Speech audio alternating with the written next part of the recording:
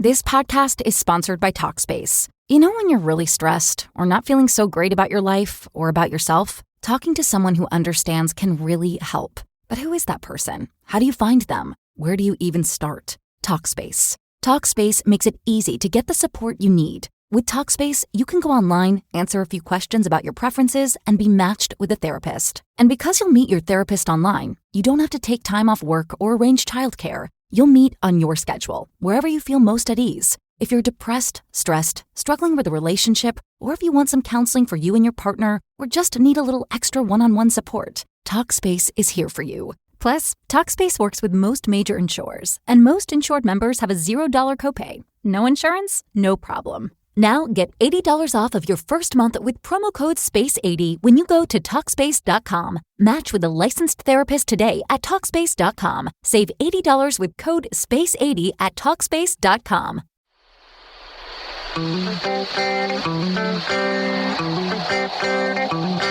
You're in a good place now. You are listening to Perspectives with Ashley Burgess. Welcome back live to Perspectives, and I'm your host, Ashley Burgess. Tonight we're talking about the three secrets, really, to a loving, successful, and happy marriage. Yeah, I know that we've heard this a lot before, and I know that you've probably listened to podcasts, you listen to radio shows, or you've listened to Dr. Laura, or you've listened to someone tell you about the secrets of a happy, healthy, and successful marriage. But we're going to bypass all that we've talked about in the past. We're going to bypass all that rhetoric, and we're going to actually talk about the three secrets that if you do this and you understand these secrets, you will have a successful and happy marriage. It's just the way it is. And a lot of times people don't get to the brass tacks of things. They talk about these highfalutin ideas, or, you should go on a date, or you should be more like you were when you first started dating. And some of us sit there and go, well, that's great, but I'm 15 years in. I got 3 children, and you're telling me I need to go on a date, and that's going to save my marriage? No, we're talking about real secrets tonight. We're talking about the things that really actually help and will actually make a marriage last the test of time. Because it's not until we really peel apart certain things and look at various relationships in our life to understand how we can better our marriage. Because in order to really think about bettering a marriage, or keeping a marriage intact, or having a successful and happy marriage, we have to look at other relationships, the way we handle other situations in our life, and figure out how we can actually cornerstone those ideas and take that concept into the marriage. So let's talk about the first secret, the first marriage secret, that if you do this, you are on your way to an awesome marriage. The first thing you want to do is you want to treat your spouse the same as you treat your friends. And I know some of y'all are out there like, well, I don't really treat my friends that well. But I'm talking about most of the time, we treat our friends exceptionally well.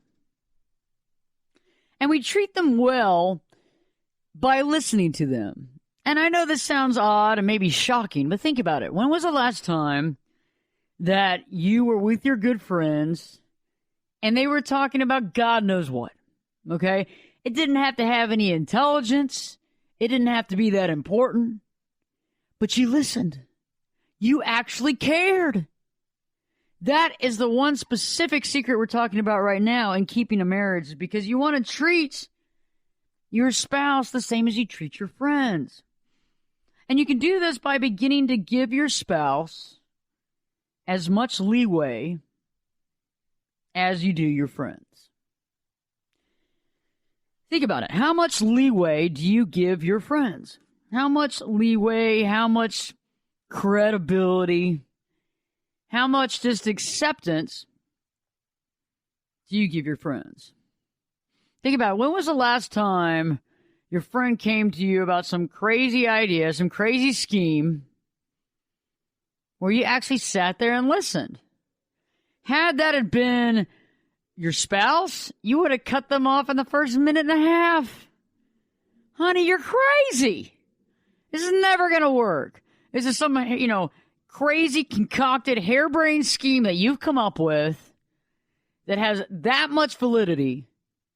And you know what? God bless you. God bless your soul. honey, I've heard enough. I'm going to turn the TV up a little bit, okay? It's been great talking.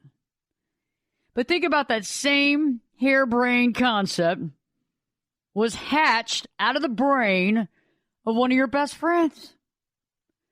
And it could have been the stupidest thing you've ever heard. The absolute stupidest concept you've ever heard in your entire life. But what did you do? You sat there and listened. You listened to every word they had to say. And that right there is a golden piece of information. Some people might call it a golden nugget. It is a nugget for marriage success. Think about it. Let me paint the picture for you. Next time you come home after work, and this works really well, especially for all you men listening, this is going to buy you points, okay? You're going to get some major points that you never dreamed you would have. You're going to get some major points that you never thought were an option. I mean, these are points. And the way you're going to get these points is that when your wife comes home and y'all start talking about how the day was, and she's like, honey, I wanted to run something across.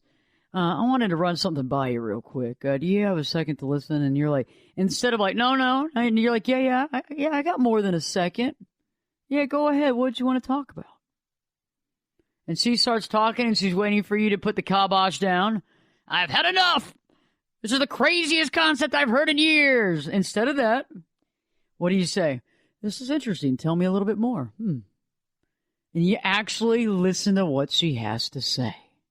And you do it without making faces, without making googly eyes, without going, oh, golly, Jesus, this is all I had to listen to today. I've had a heck of a day, and I come home and I got to listen to your scheme, your harebrained scheme you've concocted. No, instead you listen, and guess what? You go, that's interesting. You don't have to sit there and lie about how great it is, but guess what? You sat there and listened. And that's going to win you points. The second part of this, too, about treating your spouse like you treat your friends, is you want to listen to them and you want to encourage them. You want to encourage them like you encourage your friends. This is massive. This is key. This is big time. You want to encourage them like you do your friends. And I know when I go out with some of my friends, I encourage everybody. I encourage my friends. And I think a lot of times we don't encourage our spouse because we just kind of get in this mode of operandi of just kind of going through the motions. They're there all the time. When you wake up, when you go to bed, when you're trying to make dinner. A lot of times we take them for granted because they're always around. And think about it. When you actually encourage your spouse, you're encouraging somebody in your family nucleus to do good. You're encouraging them to be successful. And it's kind of like you're encouraging yourself, right? It's kind of like you're encouraging yourself to a degree. Because when we encourage people, especially in our household, it changes the house dynamic, okay? And that's what's so important, because we can encourage our friends, and that's wonderful, and this is great that we do it. And we're supposed to do that, because if you're a real friend, you encourage your friends, right? But just like your spouse, isn't your spouse supposed to be like one of your good friends? I'm not always saying that your spouse is going to trump all other friends. But I am going to say that, in order to have a good marriage, you got to be friends with your spouse, because things change. Things kind of go away. Things ebb and flow. Some things come back. Some things don't.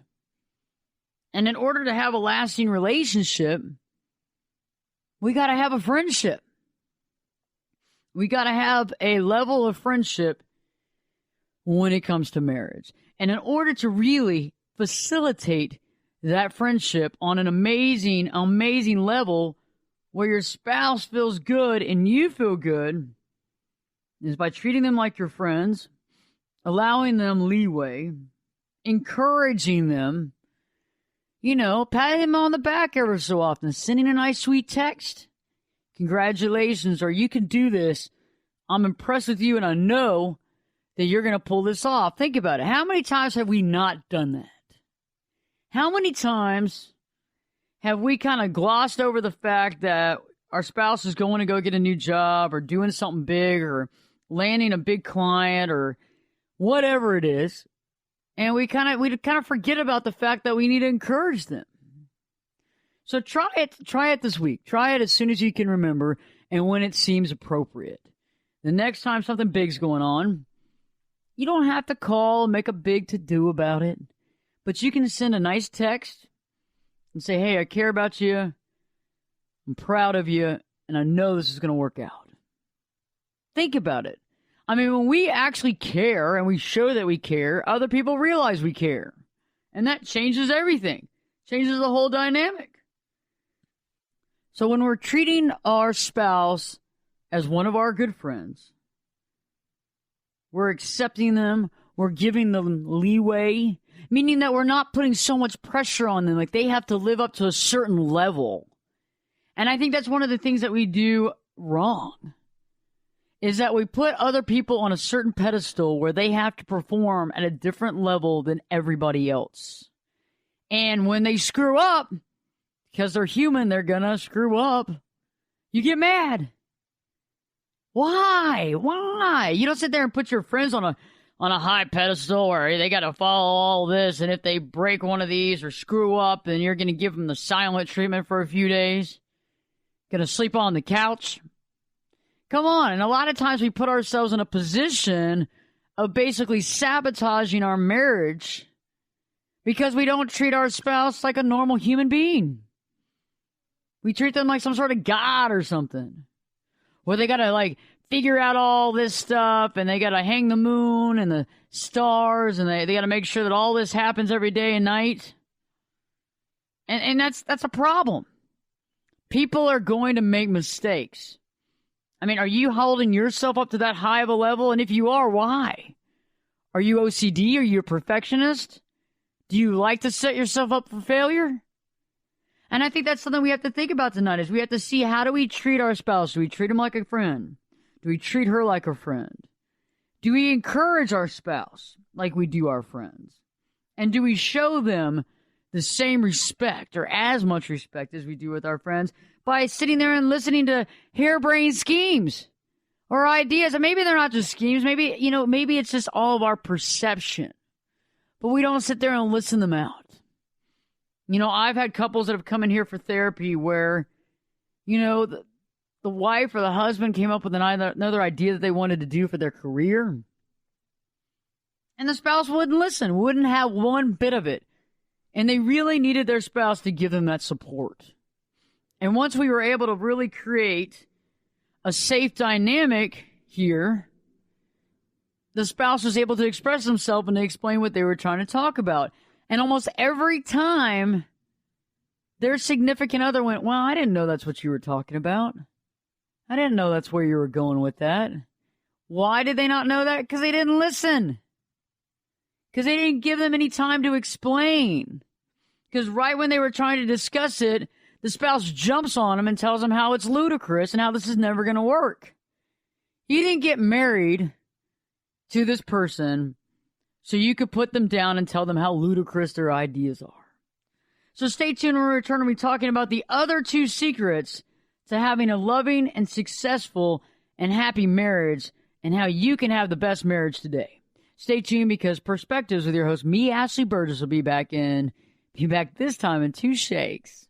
This podcast is sponsored by Talkspace. When you're really stressed or not feeling so great about your life or about yourself, talking to someone who understands can really help. But who is that person? How do you find them? Where do you even start? Talkspace. Talkspace makes it easy to get the support you need. With Talkspace, you can go online, answer a few questions about your preferences, and be matched with a therapist. And because you'll meet your therapist online, you don't have to take time off work or arrange childcare. You'll meet on your schedule, wherever you feel most at ease. If you're depressed, stressed, struggling with a relationship, or if you want some counseling for you and your partner, or just need a little extra one-on-one support, Talkspace is here for you. Plus, Talkspace works with most major insurers, and most insured members have a $0 copay. No insurance? No problem. Now get $80 off of your first month with promo code SPACE80 when you go to Talkspace.com. Match with a licensed therapist today at Talkspace.com. Save $80 with code SPACE80 at Talkspace.com.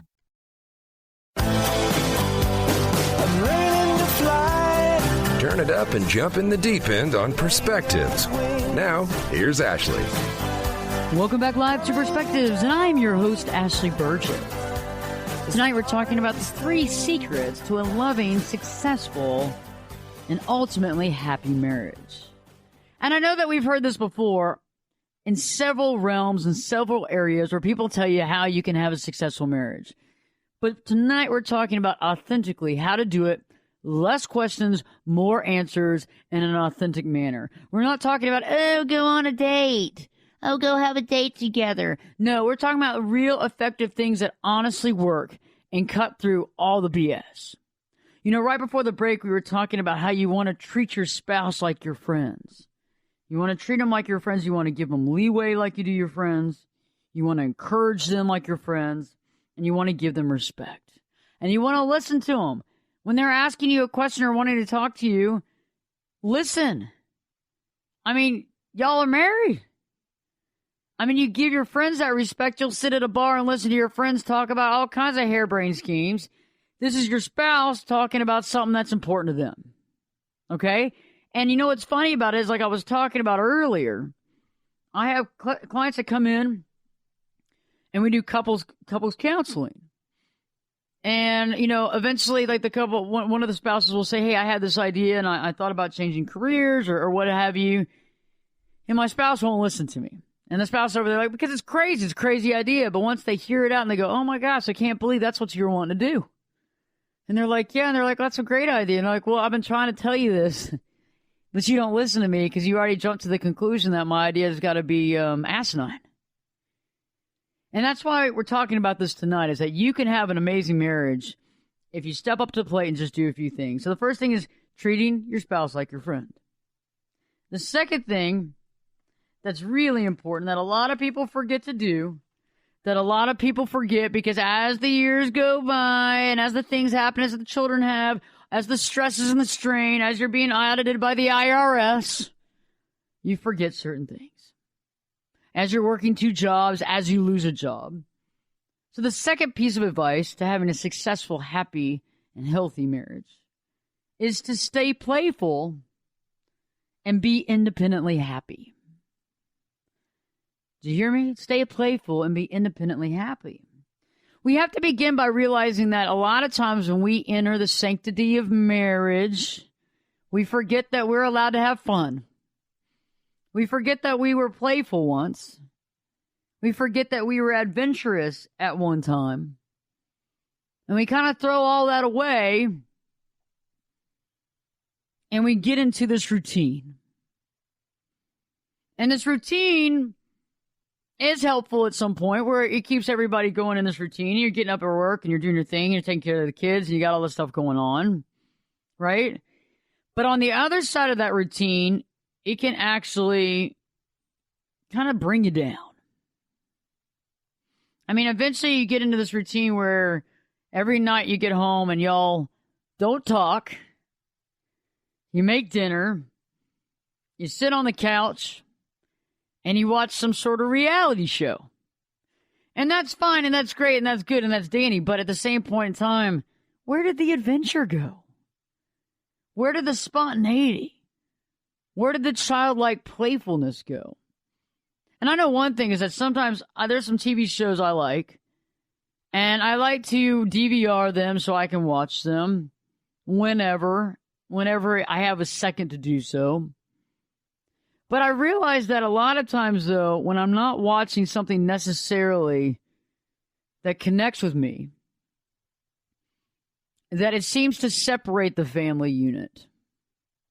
And there's been several times when I've come home later than expected, and Greg's watching TV, and it's something I don't want to watch, and I don't know, it just starts angering me. Like, I feel like this anger breeding inside because I can't stand what's on the TV, and I start misplacing that anger onto the family unit. And I found that a lot of times, in order to engage a more playful, happy home, and this is something I don't talk about a lot, but this is something that actually works, is to play music when you're at home. Remember when y'all were first dating and y'all went out dancing? Remember when you were first dating and you played music at the house and maybe your husband played the guitar on the side and he would jam out a little bit? And you'd be over there going, "Oh, honey, you're so good. You could have played professionally." Now, whether or not he could or not, that's not the point. But the point is that y'all didn't have the TV on 24/7, and you actually had fun, like listening to music and playing games, playing cards, walking around the neighborhood, going up to a neighborhood pub, inviting friends over, taking a different walking path, taking the dog out. Whatever it is, it's more adventurous, and you get to have adventures together and experiences. And I'll tell you one thing, in all the years of TV, I can only name one experience I've had with my significant other watching a movie or watching a TV show. Most of it, we become sideline people. We're no longer engaged in life. We're now watching people live either a fictitious life or a scripted reality show type life, or a science show or what have you, but at the same time, we're not in it to win it anymore. We're watching. And that can be good in its time and place. But when this takes up a lot of time in your marriage, it takes away from that playful, adventurous self. And this can be spontaneous. And this can be really fun. The other day, I needed to go back over to my office before one of the shows and pick up some stuff. And, Greg decided to go with me. And instead of taking the normal route and everything else, we decided to take an alternate way. And it's funny because I had left my car up there, and it had just gotten done pouring rain, and it was still kind of raining. And he was like, "I don't want to drive my car. I just washed it." And I said, "You know what? Let's walk. It's not that far." And for me, it's lucky that my office and my house is not too far away from each other. But we were able to walk, and we were able to take another route that we had never taken before. And in that process, we walked by 2 different parks, one of which I've never been to, that had just been redone. We walked by some new construction. That was some pretty amazing new construction. We walked and saw some other dogs and people walking their dogs. And it was the best weather we've experienced at this time of the year. And I can't tell you how long. And it wasn't that big of a deal. And yes, it didn't cost any money. But we still had fun. And it was playful. And it was adventurous because we took a new route somewhere that we always go. And we made it interesting. And that's key to keeping a marriage alive and to keeping a marriage with a healthy pulse. Also, the concept of staying playful and being independently happy is that we have to realize that we individually must be happy with ourselves. We can't look towards other people to make us happy because that doesn't work. In order to be happy, we have to be happy with us. And if you're happy with you and happy where you are, then usually there's a happy marriage. Think about it.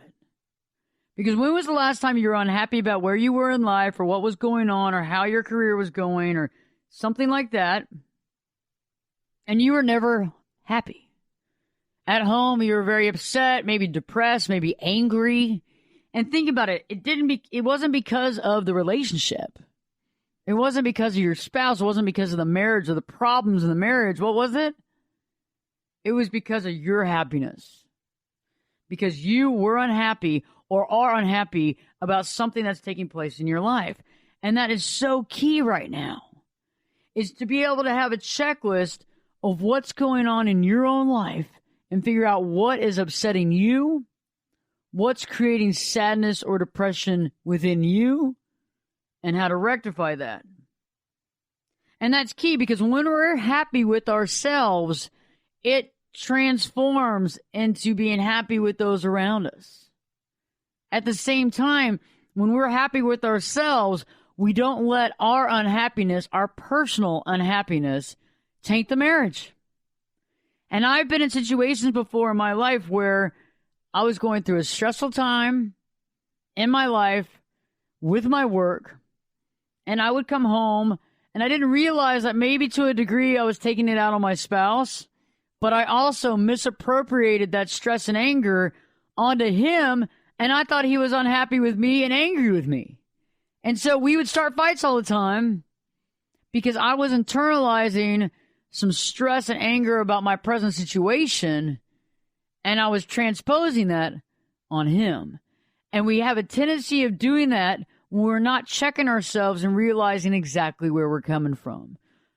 When we return, we'll be talking more about being happy with yourself and getting into the third concept, the third secret of how to have a healthy, happy, and ultimately successful marriage. Stay tuned because Perspectives with your host, me, Ashley Burgess, will be back this time in 2 shakes. This podcast is sponsored by Talkspace. You know when you're really stressed or not feeling so great about your life or about yourself? Talking to someone who understands can really help. But who is that person? How do you find them? Where do you even start? Talkspace. Talkspace makes it easy to get the support you need. With Talkspace, you can go online, answer a few questions about your preferences, and be matched with a therapist. And because you'll meet your therapist online, you don't have to take time off work or arrange childcare. You'll meet on your schedule, wherever you feel most at ease. If you're depressed, stressed, struggling with a relationship, or if you want some counseling for you and your partner, or just need a little extra one-on-one support, Talkspace is here for you. Plus, Talkspace works with most major insurers, and most insured members have a $0 copay. No insurance? No problem. Now get $80 off of your first month with promo code SPACE80 when you go to Talkspace.com. Match with a licensed therapist today at Talkspace.com. Save $80 with code SPACE80 at Talkspace.com.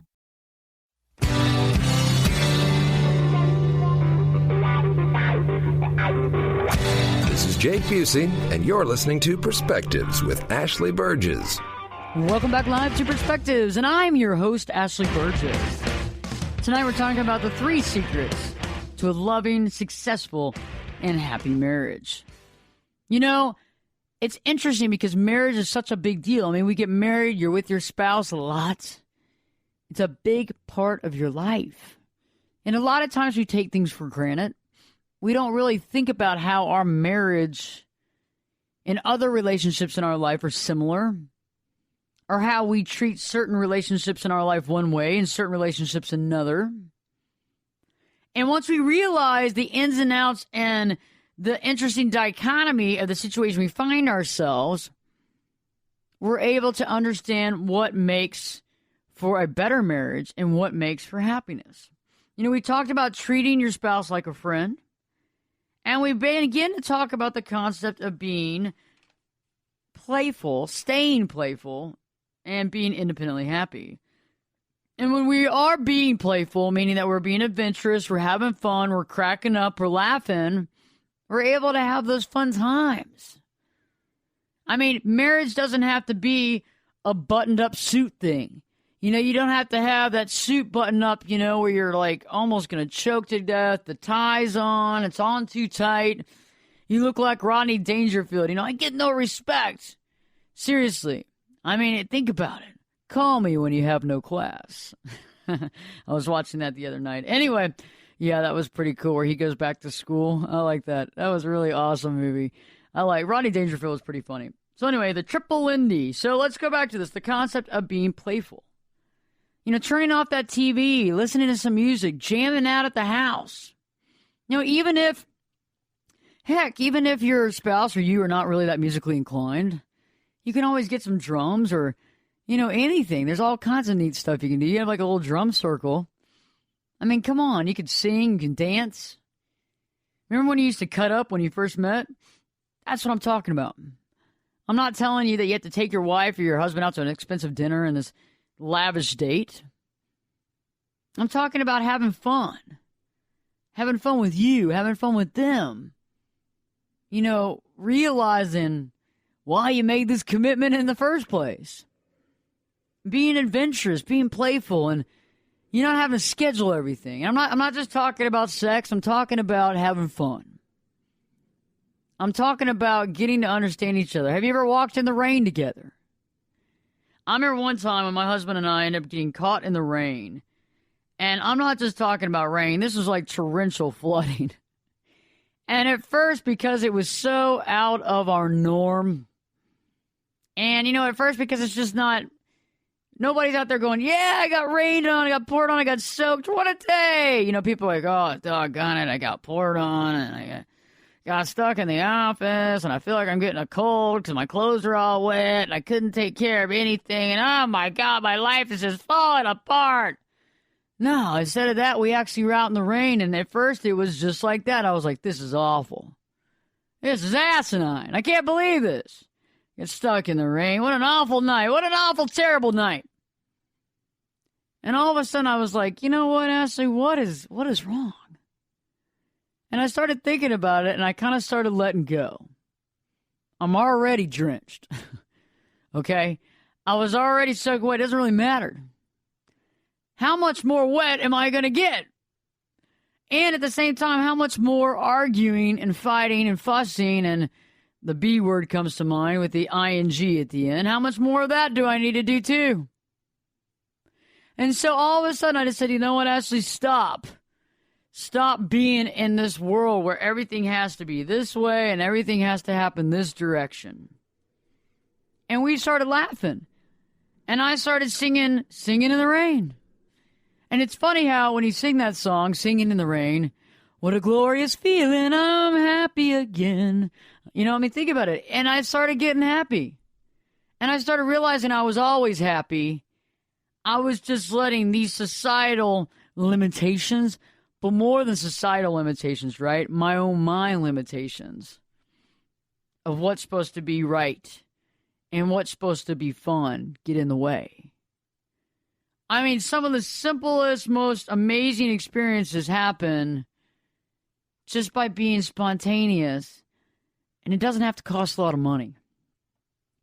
Sometimes you can spend the most money on a dinner and go home, and it will be such a rich dinner that you get so sick, and then you go, man, I just paid X amount of money to throw up 10 times, and I feel really, really bad. And yeah, that was great. Not. When on the flip side, you could have gotten caught in the rain, gotten over your preconceived notions about the rain and what we're supposed to be doing and the hang-ups that we have, and having a blast. And that's what a successful marriage is about. And also realizing that we need to be independently happy. If you're not happy, your spouse isn't going to make you happy. Nobody can make you happy but you. Nobody. Just you. Yep. Oh, let me check it again. Yep. Just you. Yeah, you're the only one that can make yourself happy. Yep, that's right. Yes. So think about it. We're the only ones that can actually personally make ourselves happy. So we have to be happy when we come into a marriage. We have to check ourselves. And we have to be honest with ourselves. I've come home from work sometimes where I'm down in the dumps. And I think most people can relate with me. I mean, can you relate with me? You've been there before. Stressed out, upset. Maybe it's financial issues. Maybe financially you're just overwhelmed. And you're like, man, if this stuff will just happen. I mean, I'm working my butt off. I'm working 60, 70-hour weeks. I'm working on the weekends, and I'm putting in the sweat equity, and I just got to see something happen. And you come home with that, and you just kind of feel beaten down. And no matter what your spouse says, there's no smile. You gotta create that smile within yourself. And I know that sometimes I think that we place a lot of burden on ourselves, and then other times we feel like if we're going through difficult times that we have to look angry. Think about it. There was an episode a long time ago on Seinfeld, and it was so funny. So George Costanza is working for the New York Yankees ball club. And I think it was Mr. Wilhelm or something like that was his boss. And he had all this work he had to do. And every time the boss walked in, he was just like, oh, jeez. And everywhere he went, he just had that attitude. And everybody's like, man, you must be really busy. You must be really stressed out.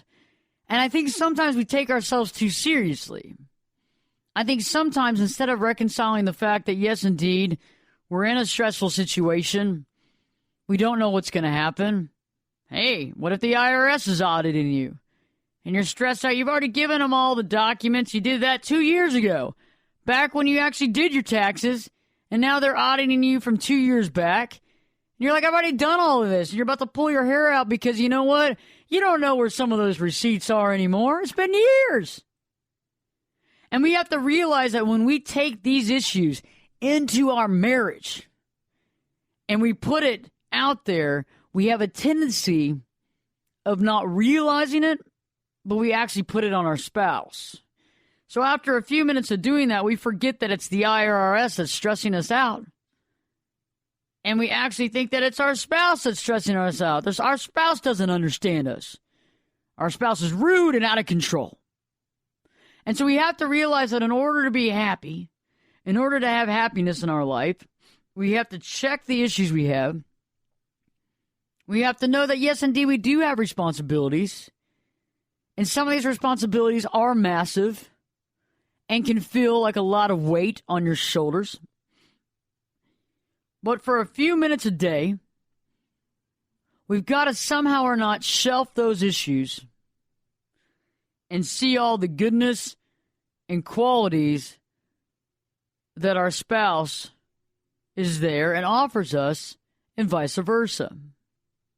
Because I think that's what's so important, because a lot of times we don't think about what we have until it's gone. And I know why that is. And I know why we do this. And I know why society has become that way. And I'm going to share that with you right after this break, because I don't want you to fall in the trap. And if you fall in this trap, this is when we have divorces, this is when we have problems, and this is when we look back and go, oh, God, I wish I would have done things differently. When we return, we'll be talking about that trap, so stay tuned, because Perspectives with your host, me, Ashley Burgess, will be back this time in 2 shakes. You could be my luck. Get in here. You're listening to Perspectives with Ashley Burgess. Be safe and sound. Welcome back live to Perspectives, and I'm your host, Ashley Burgess. Tonight we've been talking about the 3 secrets to a loving, successful, and happy marriage. And right now I want to talk about something. I want to talk about the 3rd secret. The 3rd secret is so important because I don't want you to fall trap. I don't want you to fall in the trap that most of us fall into. This trap has been lined with friends of mine. I've been to so many weddings, and later on, been around so many people who are divorced. And a lot of them, I believe, are divorced because of this 3rd thing. So I don't want you to fall in the trap.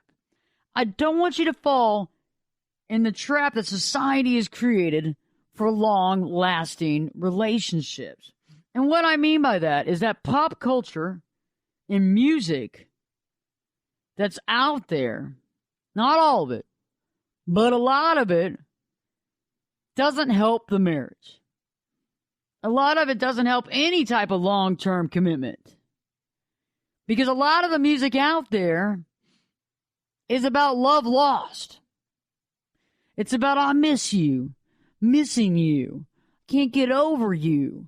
I keep thinking about the past and when we were together and how I didn't help you out or take you to the doctor's office, or I didn't take care of you, boo, and all this stuff. And you know what? That's the key, is that most of this music is about not taking care of what you have when you have it. And later on, you lose it, right? We lose it. Hence why half of marriages end in divorce. We lose it. And then we're crying in our beer. Because we start thinking, well, crap, maybe if I would have taken care of my marriage, maybe if I would have treated my spouse with more respect, maybe if I would have treated my spouse more like a friend, than a drill sergeant. Maybe if I would have treated my spouse better by listening to what they had to say, by caring about them, by showing our care, by not just running off on them going, oh, this is another harebrained scheme of yours. Oh, no, you want to sell Arbonne? Oh, Jesus, honey, come on. Think about it. And yeah, some of the ideas that our spouses and some of my ideas have been kind of crazy harebrained schemes. But at the same point in time, we listen to our friends, don't we? Why can't we listen to our spouses? And this is one of those things that's interesting because once we do that, once we show respect and once we encourage our spouses and also give them leeway, not holding them to such a high standard where there's no way in heck that they'll survive. There's no way in heck they'll keep that standard because nobody can really, because you know what? You're setting yourself up for failure. You're actually setting the marriage up for failure. And why would you do that? Why would anybody do that? Huh. Well, you know why? As I think that at the heart of things, I think at the heart of the matter, we're so used to relationships that we see on TV. We're so used to and so accustomed to Hollywood relationships where they're together one minute and broken up the next. We're so used to these emotional, tumultuous relationships that we see plastered all over the news that we get used to it that if our relationship isn't dramatic and full of drama, then we must have a problem. If we're not fighting like the Real Housewives, well, then something might be wrong with us. What about the music? You rarely hear a song that talks about the beauty of a family and how great it is to show respect to your spouse. We rarely hear that kind of stuff. We hear about the hoes. We hear about the problems. We hear about more money equals more problems. But a lot of the music, a lot of the heavy-hitting music out there is about missing somebody and losing the love of your life. And why is that? Why is so much music out there about losing the love of your life? And I started thinking about the other day. And I think I could do a whole 3-hour show on this. Because you have to think about the people writing the songs.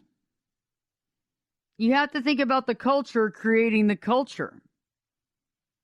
If you're learning not to love, or better yet, you don't know how to love, then you're going to create music about losing love, or losing out, or angry music too. And the more we ingest this in this pop culture, the more we have a tendency of taking our life for granted. Because we feel as though everything's got to kind of end in this dramatic fashion. I have friends that go through the divorce process. They go through the divorce process, and through the divorce process, well, this is the best thing we could have done, Ashley. You know that because we're both really happy now. Because, you know, we both are still friends. We still get along real well. Taking care of our son or taking care of our daughter, and this is really working out better than we could ever imagine. But guess what?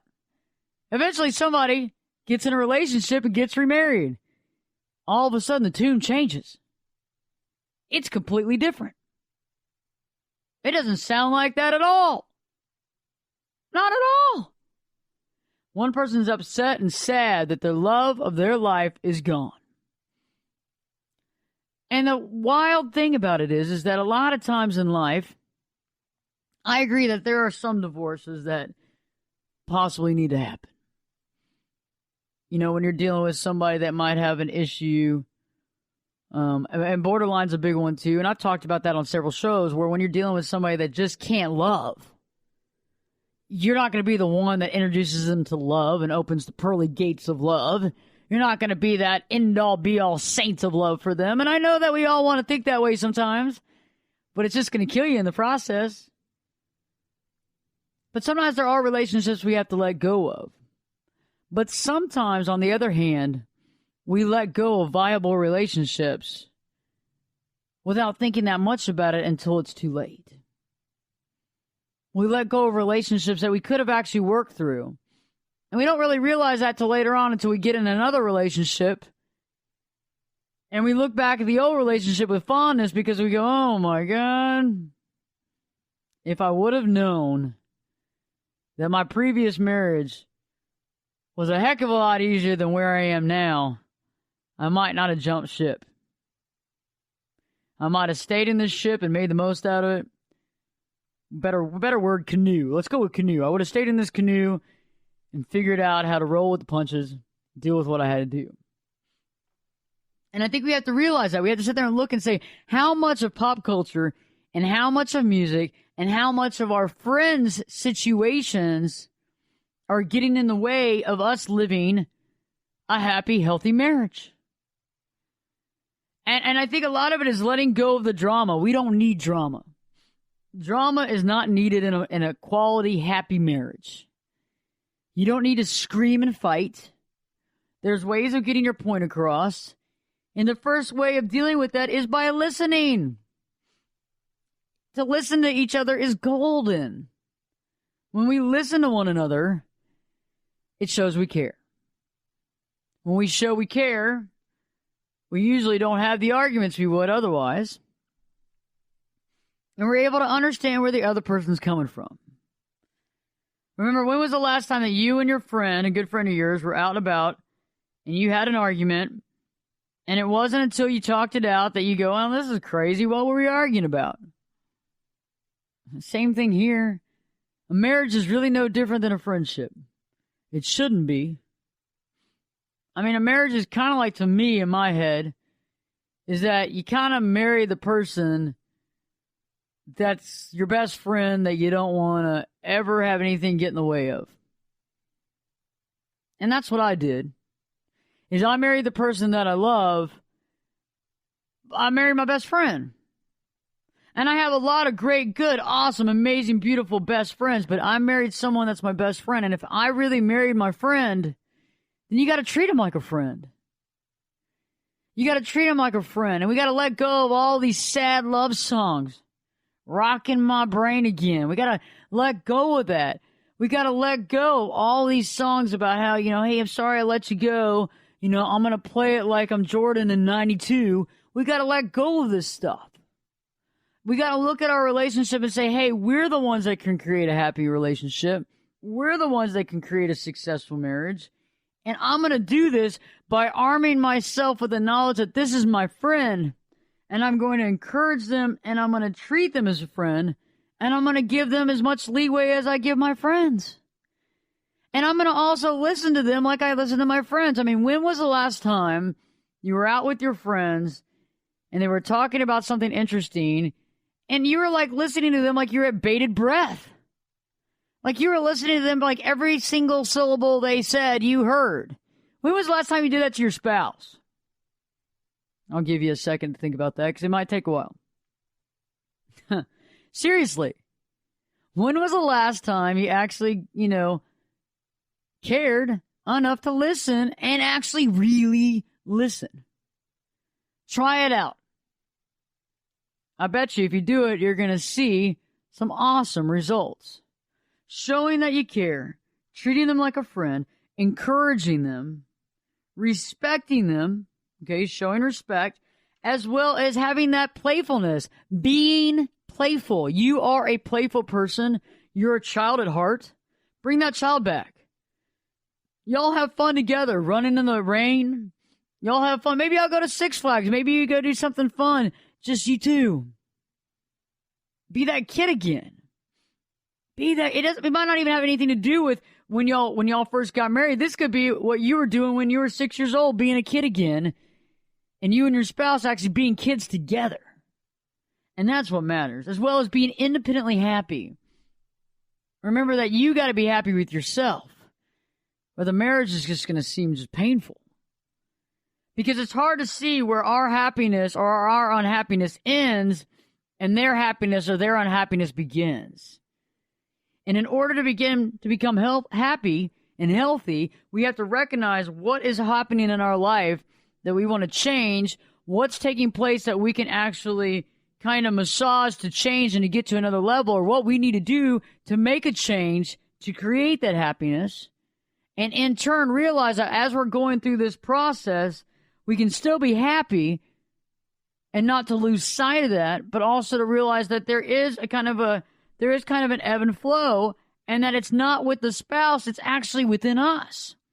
And sometimes when we're going through that painful process, or we're going through an issue on our own, the best thing you can do is to tell your spouse about it. Let them know where you're at. Don't let them try to guess it. Don't let them try to mind read you. On the flip side, don't take it out on them. Just tell them what's going on.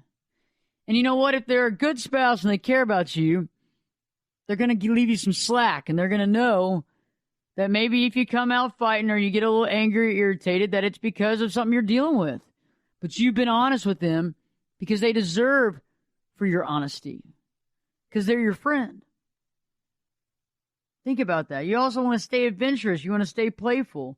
And you don't want to fall in that trap of falling into the concept of society of how, we're not going to love until we lost, until the person's gone and away.